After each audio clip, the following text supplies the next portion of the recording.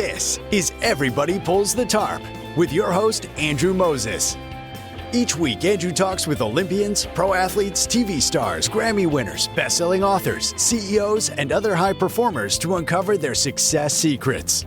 My guest is Washington Commanders running back Austin Ekeler. Every day we write a page of our life. The best thing is you have the pen in your hand. Three-time Olympic gold medalist Tessa Virtue. Welcome back to Everybody Pulls the Tarp. Thanks for thinking of me, and I'm a big fan of the podcast and of yours. So anytime you text or call, I'm here. Mike Mills from REM. The key to that was realizing at some point fairly early on that this was probably our life's work. Every conversation is jam-packed with inspiration and actionable ideas. My guest is 2023 WNBA Coach of the Year, Stephanie White. The hardest thing for a coach is trying to prioritize how much time you put in one area or another. Former MLB player, coach, and manager Clint Hurdle. That is the best title of any podcast out there in America, and the content matches up to it. Andrew, you do a fantastic job. I'm a big fan. Keep up the great work. World-renowned organizing expert Shira Gill. You can improve your life simply by removing things. Get ready for a behind-the-scenes look at the techniques, processes, and mindsets powering the world's most successful people. Let's go. Hey everyone, it's Andrew, and welcome back to Everybody Pulls the Tarp. Well, listeners, back in April, the UCLA women's basketball team won the NCAA National Championship. The team won by 28 points in the championship game and secured its second ever national title and its first NCAA women's basketball title. So, why am I telling you all this? Well, since UCLA won that national championship, I have found myself returning back to a conversation that I had here on the podcast back in 2024 with the team's head coach, Cori Close. And in that conversation, Cori shared so many incredible pearls of wisdom about leadership, coaching, and success. Ideas that apply far beyond basketball and are absolutely timeless. So in celebration of Cori recently leading her team to the national title, this week I am resharing that conversation that Cori and I had back in 2024. So now let me get this one all set up for you again. When Cori's collegiate basketball playing career ended in 1993, she never envisioned going straight into college coaching. But in 1994, she was offered a position on UCLA's coaching staff. At the time, the position was called Restricted Earnings Coach. It was a full-time position designed to give programs an opportunity to take a chance on someone with leadership potential. And as the name portends, it came with some restrictions. In the role, Cori could be paid no more than $16,000, and she couldn't do any recruiting off campus. But as we know, that foot in the door for Cori has since turned into something extraordinary. After those first 2 seasons at UCLA, Cori went on to serve 6 seasons as an associate head coach and assistant at her alma mater, UC Santa Barbara, and then 7 seasons as associate head coach at Florida State, where she cemented her status as one of the top young minds in college basketball. In 2011, Cori returned to UCLA as head coach and has led the program to remarkable heights. But as you will hear, for Cori, making that positive impact on the basketball court is just a piece of the equation. Cori cares deeply about coaching her players for life, and as she says, coaching their hearts and habits to impact them long beyond their time with her as basketball players at UCLA. Now, my conversation with Cori that you are about to hear is filled with actionable ideas on adjusting to new leadership roles, how to turn challenges into personal growth, what Cori learned being mentored by coaching icon John Wooden, and so much more. This episode is raw, vulnerable, and I hope that it is a building block that can continue to help all of us reach our full potential while we lift others up along the way. I hope that you continue to take away as much from Cori as I have. Oh, and one more thing. This podcast is presented solely for educational and entertainment purposes. It is not intended to be a substitute for the advice of a physician, psychotherapist, or other qualified professional. So, let's pull the tarp and get straight to this TARP replay, my conversation from back in 2024 with UCLA women's basketball head coach Cori Close. Coach, where I want to begin, I want to go way back a bit. You began your coaching career on the UCLA coaching staff in 1994, following a great playing career at UC Santa Barbara. I'm curious, Coach, did you always know that you wanted to get into coaching after your playing days were over? I thought I would do any high school coaching possibly, but I really never dreamed that I'd go right into college coaching. You know, at that time, they had a position called restricted earnings. So you were a full-time coach, but you could only get paid $16,000. And the only other thing you couldn't do was go out and recruit. So I could only on-campus recruit.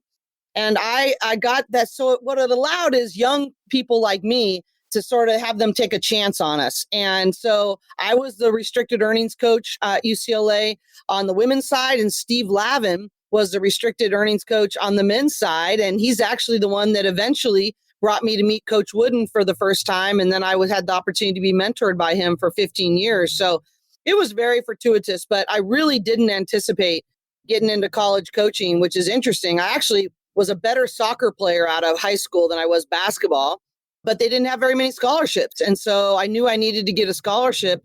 I love basketball as well, but I sort of stumbled into doing that in college just so I could get my education paid for. And I thought I would either do like sports ministry or be a high school coach. And here I am 31 years later, college coaching being the only thing I've ever done.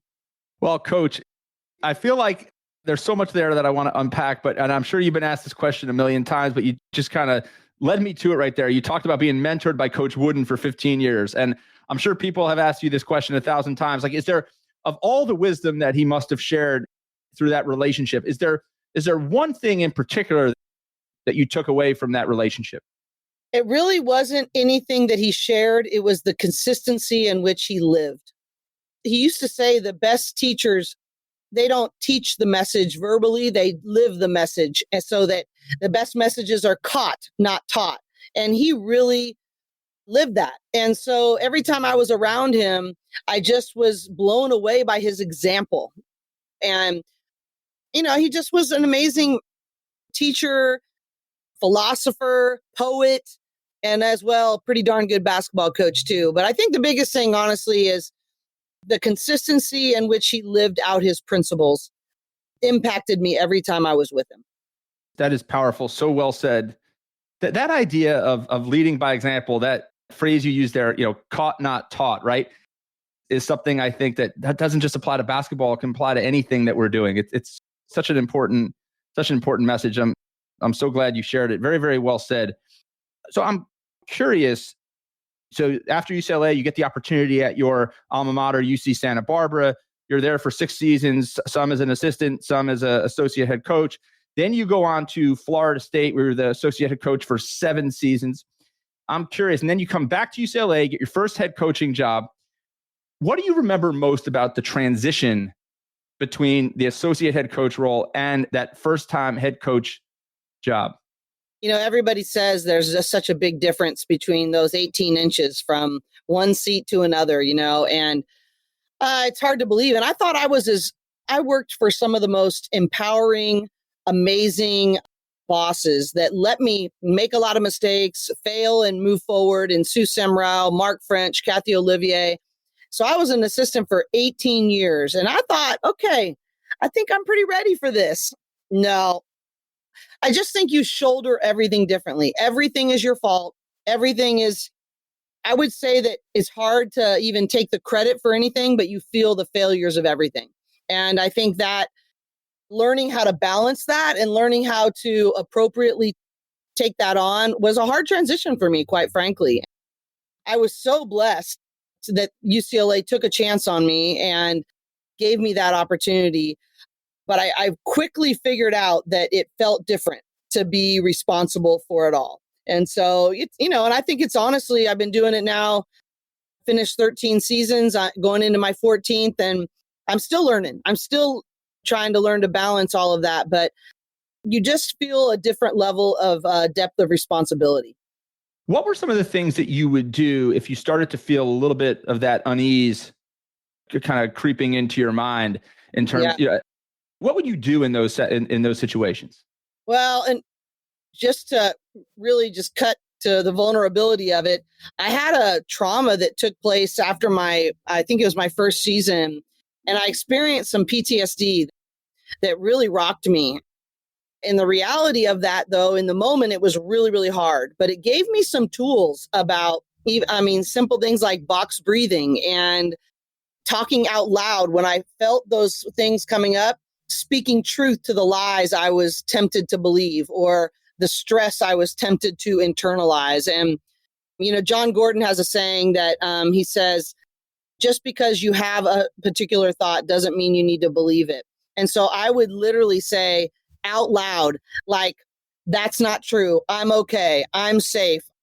Or I would breathe 15 times. And on the way out, I would say out loud, relax, you're okay. And I know that sounds sort of kooky, but it actually, even to this day, some of the tools I was forced to learn in that journey of working through my own PTSD has really made me a better leader, because I'm able to recognize, okay, I know I'm feeling this. I can respond to it. I don't have to react to it. I have more tools in my toolbox to navigate those things. But I do think it's something you just have to really work at. And there's a lot of stress in our world. And I love our team. It's not really the public scrutiny that gets to me. It's just that I don't ever want to let my players and my staff down. And so learning how to figure out what is my responsibility and what is not. I actually learned a lot of that through having to wrestle through my own journey with anxiety and PTSD.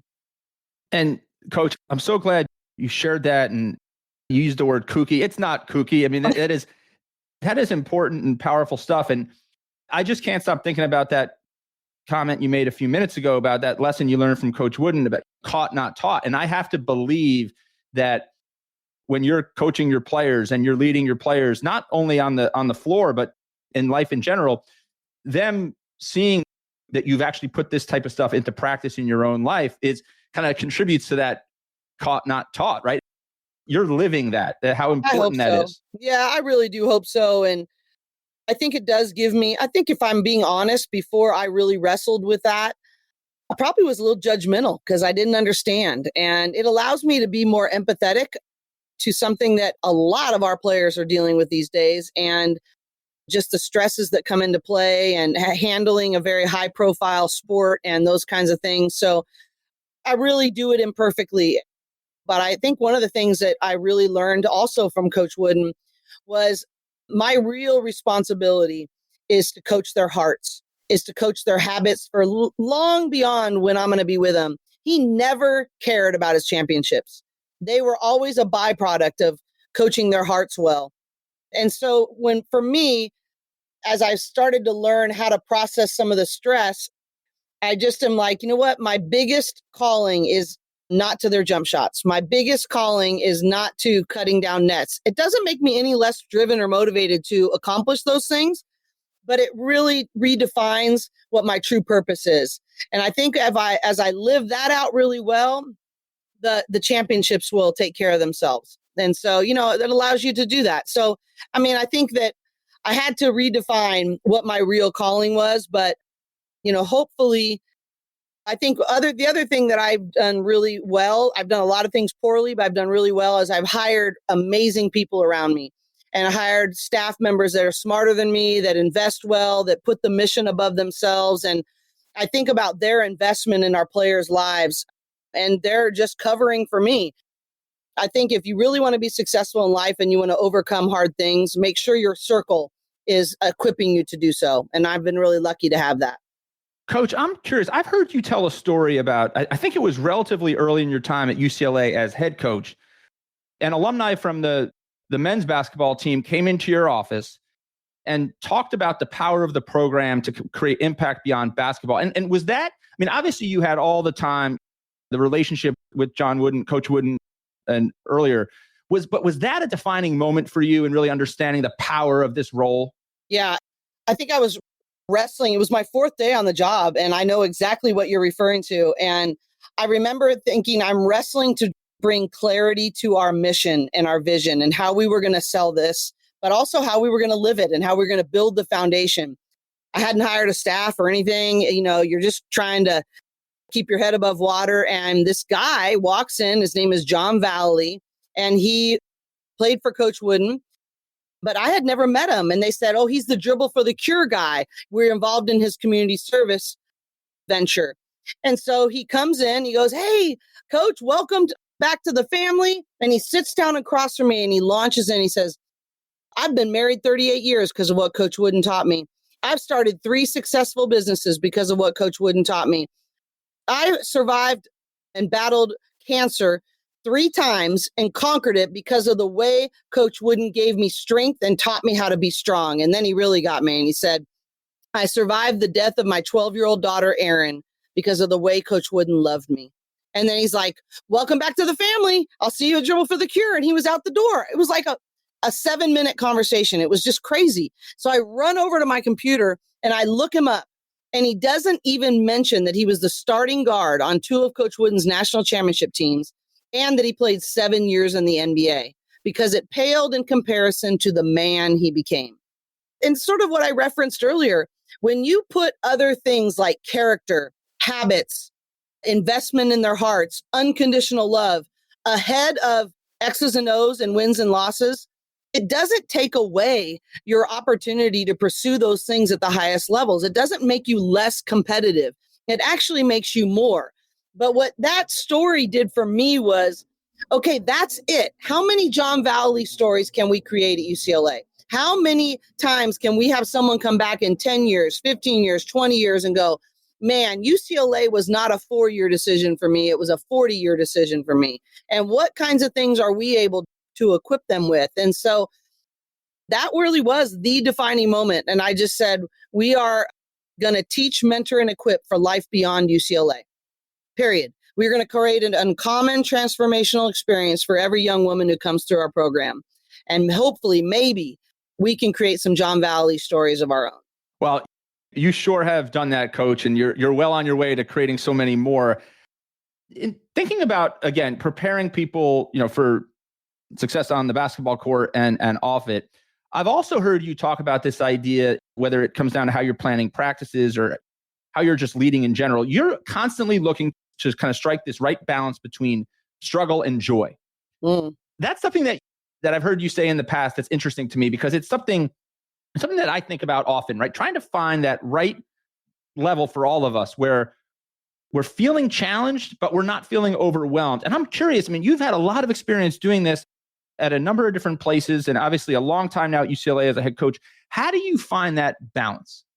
A couple of things. I think you have to have truth tellers in your life because I don't think any of us can see it clearly always on our own. I know I have a lot of blind spots, and I don't care if you're leading your family or you're leading your business or a classroom or a team. In my case, I have to ask a lot. Like Shannon LaBeouf, who's my associate head coach, is someone I really lean on for that. Like, what are you seeing? What's your pulse there? Are we finding the right healthy tension between that struggle and joy? And so I think number one, you got to be willing to ask, how we doing here? What am I missing here? And then I think, it's systems. The Navy SEALs always talk about you don't sink to the level of your talent, you sink to the level of your training and your systems. And so how are our systems reinforcing both of those things? So in my practice plan, I write it at the top every single day, struggle and joy. That's my biggest responsibility in that day, is to try to strike that balance. And, sometimes I have to reevaluate and go a little harder the next day. And sometimes I need to maybe be a little silly at points. But I don't think joy, is a word that people get misconstrued a lot. It's not like funsy onesie, like we're going to sit around and play chess or something, and not that those are bad things, but it's joy is like a sense. I think it really stems from gratitude. This is an I get to experience, not an I have to experience. This is like, no one's forcing you to be here. You made this commitment because you chose it. But I do think there's appropriate times. We always start out our summer practices with a joke. One of the players has to come with a joke, and we start it out. And then somebody is responsible for the thought of the day on the team. I think that's another way you do it, is you give as much ownership to your players as you possibly can. I'll go back to them a lot and go, hey, isn't that what you said you wanted? I stopped to the practice yesterday and said, look, You guys said you wanted to be held to the highest of standards. And so right now, when you're meeting your edge, and your edge is where your talent runs out and you are forced to develop the discipline and skill that is needed to reach your potential. And I'm like, you guys are at your edge right now, and some of you are not embracing it. Some of you are just surviving the reps. Some of you have stopped giving to your teammates. And I'm like, you said you wanted to be held to this. Is that words or is that action?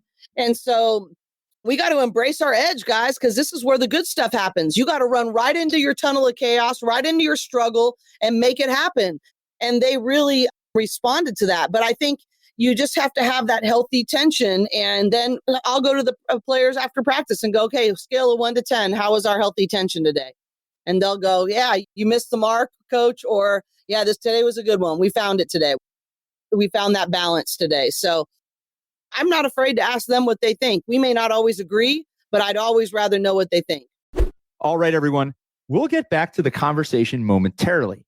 But first, I want to tell you about my free weekly email newsletter, TARP Pullers. Each week, I share an uplifting and inspirational TARP pulling story that is sure to brighten your day. And I also highlight some of the most powerful ideas I've learned on my journey talking to 200 and counting of the world's top performers. The newsletter is short, concise, and a reader recently told me this. She said it makes her day every time it hits her inbox. Go to everybodypullsthetarp.com/newsletter to sign up today.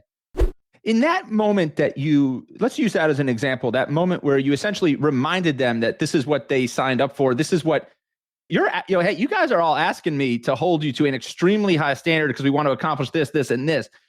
Is that in a way kind of bringing them into the process and making them feel that sense of ownership and accountability? Because I've got to believe that, and I've talked to a lot of coaches about this, and this is a theme that kind of continues to come in the conversations, is that today's generation of players want, or in many ways need, want, however you want to call it, desire a different level of ownership and engagement in the process. The days of just because I said so and I'm your head coach seem to be kind of over. And it's what you were doing there, reminding them, hey, look, this is not my request. This is our request. Yeah. I think that one of the characteristics, and we've done a lot of studying on this generation in terms of how do we connect better and what do we need to understand. It really isn't about, some people say, well, kids these days. Well, I'm not saying it's bad or I'm being condescending because it's my job to adjust. But I do think I need to be knowledgeable about what is the lens they're seeing the same experience through. They are not seeing it through the lens of, I'm just going to do whatever coach says. I mean, that's just not how they see it. And so if I'm going to be effective in them, I have to meet them halfway. I don't need to change the standards, but I do maybe need to change the style. And so I think that's what I've been trying to do in terms of the ownership piece, is just keep bringing it back to them. Another thing that they hate it when I say this, but I'll say, hey, have your goals changed? I mean, just let me know. Because when you told me this is what you wanted to go to, and so I'll back off. You just tell me when those goals have changed, or if you think your roadmap works better. Or the other one I'll say, is, how's your way working? If your way's working for you, go ahead. But if it's not, why don't we try my way? And let's go from there. But I really don't think me telling them, I need to get them in environments where they're forced to choose for themselves. And I need to manufacture scenarios of uncomfortability where they've got to fight for their mind, where they've got to fight to find new gears inside of them that maybe they didn't even know they had. We talk a lot in our program about neutral thinking. When the emotions get high, when fatigue comes in, when adversity hits, how do you get yourself back to neutral? I don't think you can be like positive all the time, but I think you can get back to neutral and refocus yourself so that you can ask yourself, what's my next right step? And they'll be talking about that in games for timeouts and all kinds of different things. But I think the days of just telling them what to do are definitely over. But the great thing about that is it may be quicker to be able to tell someone what to do and make them do it, but it's not equipping for the rest of their lives. And so even though this takes a little more time, more investment from us, I also like to think it has a much deeper and long-lasting impact. I certainly agree with that, Coach. I think that, again, it's like a lot of things in life. Like the more you put in, the more you get out. The longer tail the ROI is going to be. Speaking of kind of navigating the challenges of a high intensity environment and the UCLA women's basketball program. I had Michaela Onyenwere, one of your former players, on the podcast a couple of years ago. She joined me for a conversation right after she had won the Rookie of the Year in her first WNBA season with the New York Liberty. And there were so many interesting things that she shared in our conversation, specifically about her time at UCLA. But one of the things that she talked about that struck me was, she said, I asked her about the transition from college to the WNBA. Obviously, she had a fast start in the WNBA with a Rookie of the Year. But I asked her about those transitions. And she said, Andrew, the transition from high school to college was so much harder than the transition from college to the WNBA. And so much of that had to do with the experience I had at UCLA. She talked about how that whole first year, she said, I really wasn't a very good shooter. I had to work on my shooting. And I'm curious, whether it's Michaela's story or I'm sure there's countless others, like how do you think about preparing them for their transition? And I guess more broadly think, anybody listening, what they're preparing for a transition into anything, like what are the types of things that you would want someone to be doing as they get ready for a big transition like that? Let's start there. And then I want to dig into a little bit more of like what Michaela said. Well, I think you have to reverse engineer where you want to go, right? So I know most of our players want to play professionally. So what are the trends at the professional level? What's the style of play trajectories? What are the sort of non-negotiable skills that next level demand? And I called every single WNBA coach early in my career and said, what are you seeing? What do you wish players came to you with that they're not? If you were in our situation, what would you be focused on? Then I just tried to reverse engineer a very intentional plan that is going to add to their toolbox for such a time as she talked about, right? Michaela is such a great example because she just so methodically allowed us to push her to next level things. She was such a great finisher her freshman year. She just had but she was an elite teammate. She had great work ethic. And those are things I didn't give her. She brought those. Her mom and dad gave her those. She came to us. I actually a really funny side note story about a compliment to her. And I never really believed it, but now I do. Her AAU coach told me a story and said, Michaela Onyenwere is maybe one of the only people that I've ever coached that could set my house on fire and it burned to the ground. And she come over and say, sorry, coach. And I'm like, it's okay. No problem. It is sort of just how you feel about her because she is such an amazing human being to be around. And she has such a work ethic, a drive, but she's so other-centered and team-oriented that she makes everything I do look easy because she's such a phenomenal person and player. That is something we really recruit to, quite frankly, is that we say, look, we have a parallel path system. We are studying every year, where are our lacks and how do we close the gap of where we are to winning national championship level standards? What are Final Four teams doing that we aren't doing? And where do we need to grow? And simultaneously, what are we seeing in the style of play? What are we seeing in the best WNBA teams? What are WNBA coaches telling me they're looking for in their draft picks? Really doing our homework with that for every single class. And then trying to put them in positions to do both. I don't think a lot of coaches say, those are mutually exclusive. No, they're not. You just have to put in a lot of intention and planning in how to marry those two philosophies of we're trying to win championship standards, but we're also trying to win transition standards. And that's sort of what you're referring to. That's exactly it, Coach. I'm so curious. And another fun fact I learned about Michaela in that conversation, I asked her if she wasn't successful on the basketball court, what would she be doing? She told me she'd be a dentist. And I said, you'd be a fantastic dentist. There is no question about that, because I'm sure whatever you put your mind to, you'll be successful. That's right. Mm-hmm. And again, it goes back to those principles that you talk about in building success, not just on the basketball court, but off it and anything in life. I'm curious, like when you identify that a player is struggling with that transition, what types of things are you doing to kind of help them through it? I mean, maybe a piece of it is reminding them of things like that, get to neutral, right? And look for some positive. What are some of the other specific things that you're doing to kind of help them through that period and get on the other side? Well, it's interesting. The transition to the pros is nothing compared to the freshman transition, right? As Michaela referred to. The freshman transition, I mean, I've got 7 new players right now and 4 freshmen and 3 transfers. I tell them, you're going to want to quit a dozen times before Christmas. I mean, it's just really, really hard. But I was talking to Janiyah Barker the other day, and she goes, well, that's why I came here. I knew I needed this level of discipline. And she goes, I'm not going to lie, it's even been harder than I thought, but I know it's what I need. It may not always be what I want. And there has to be a breaking inside of all of us, I think. We've all been the best, right?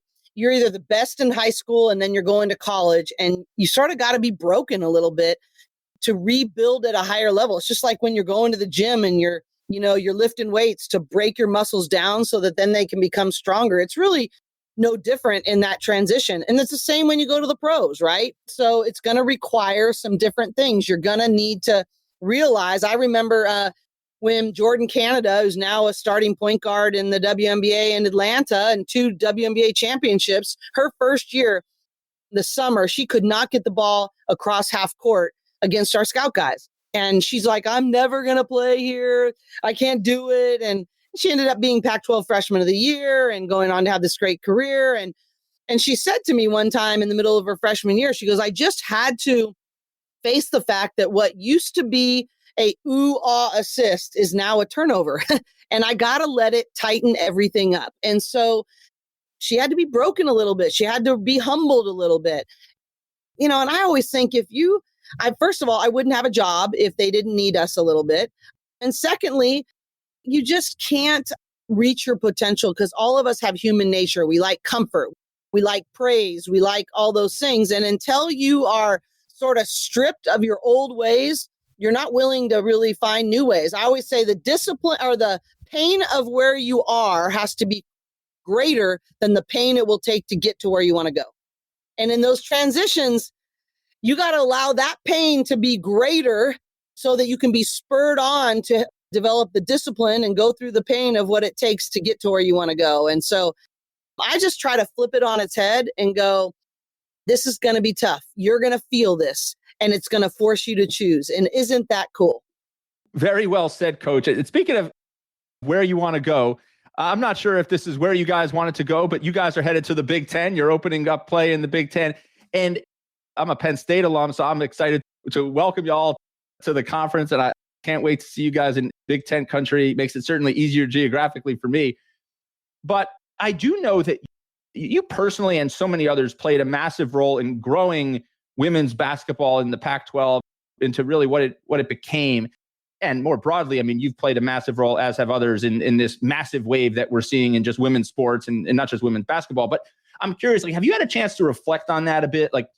You're headed to a new conference and everybody's excited. New is exciting, but there's a lot you're leaving behind. And I know you and so many other coaches poured a lot of blood, sweat, and tears into building the Pac-12 into what it ultimately became. Yeah, you talk about parallel paths. I feel like the last 9 months I've been on this grieving path and excitement path all at the same time. And it's like, it is what it is.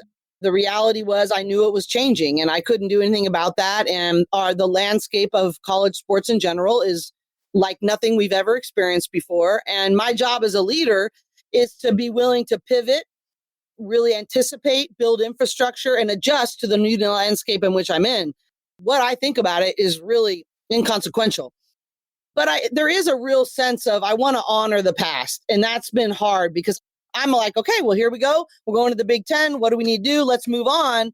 But what I think that really sells short is honoring those people, those athletes, those coaches that did pour so much. Yes, I was a part of that, but I was a small part compared to a lot of other people. And so be able to honor the Tara Vandevers of the world or Natalie Williams of the world and the Trailblazers, the Gumake sisters. I mean, the list goes on in the Pac-12 of people that have just invested so much. So I was really it's another healthy tension, right? You talked about struggle and joy. This was my healthy tension this last 9 months was say thank you a lot and honor the past people and prepare relentlessly about our next challenge ahead of us. And, I am really thankful. I mean, the reality is I think we are headed to a 2 power league system here in the next 3 to 5 years. And we're Power 4 right now. And the Big Ten and the SEC are just so dramatically resourced differently than everybody else that I'm really thankful to be a part of it. As someone who wants to compete at the highest levels, I'm really thankful that that's where we landed. I'm very thankful for the leadership of our chancellor and our athletic director, Martin Jarmond, in leading us into this new landscape, because the reality is I think it's going to be really hard to win national championships in 5 years if you're not in those two conferences. And so I'm grateful.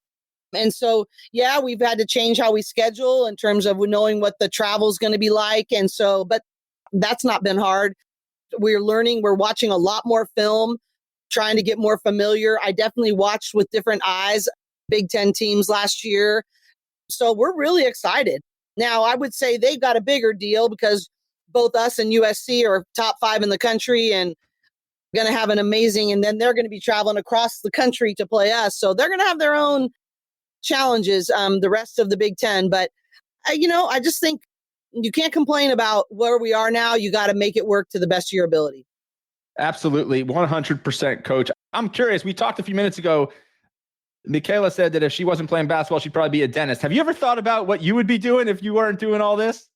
I have about 3 different things that I might do. I'll tell you one thing that I had growing up that I always thought, that was so nice.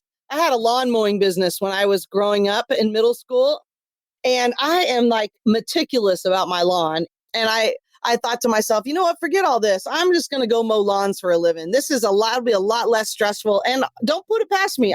Jeff Walls at the University of Louisville, he and I talk about it all the time. We both had lawn mowing businesses, and we're like, what are we doing?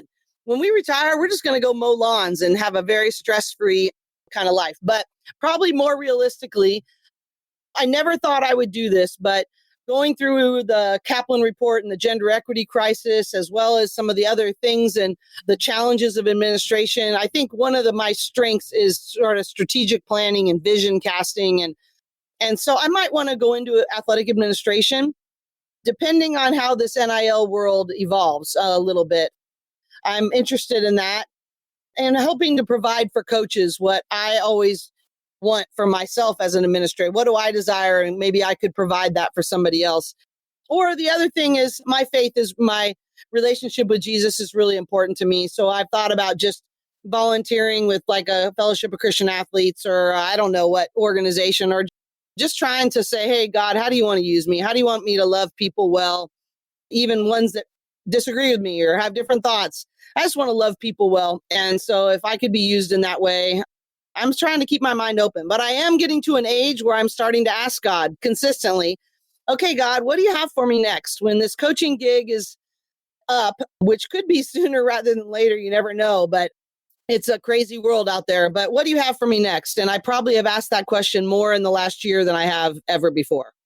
Well, Coach, there is no question, whether it's at UCLA as the head women's basketball coach or in any of the other disciplines that you just mentioned there is no question that you will continue to impact so many lives in such a profound way. I'm just struck by how much thought you put into everything that you do, and everything has a purpose and everything has intention, and that is just incredibly impressive. And it's no wonder, based on the conversation I had with Michaela, I'm not surprised that she navigated UCLA so well and went on to have such a great quick start to her WNBA career. But again, like we've talked about and alluded to so many times in this conversation, it almost doesn't matter how many banners you hang or how many WNBA draft picks you produce out of the program. It's about the lives you impact and the people that go on to have a ripple effect on others. And in that sense, the Coach Close impact continues to impact, will it continue to impact people for decades and decades to come? Well, it's interesting. Actually, Coach Tony Noonan on my staff is golfing with him today, but our director of mental training, my first 7 years at UCLA, was a guy named Joshua Medcalf, and he wrote Chop Wood, Carry Water. He actually just has a new book, just came out. But he one time brought our entire team out into the center of Pauley Pavilion, and he's like, what are the only 2 things that are going to stay with you for the rest of your life from these 4 years? And I remember Jordan Cannon going, I want that banner, baby. I want to raise that banner. And he goes, I cannot wait to be at your banner raising ceremony, but that will be a byproduct. And it will be a byproduct of choices and process and banners hanging gyms. And then someone else said, oh, I want that ring. Give me that ring, baby. And he's like, man, I love a little bling, he said. And I hope that all happens. And I hope that the way we practice and prepare and care for each other this year leads us to getting that ring. But it will also be a byproduct of behaviors and choices that you make day in and day out, and rings collect dust and sit in trophy cases. He said, the only two things that stay with you for the rest of your life from these 4 years is who you become and who you impact.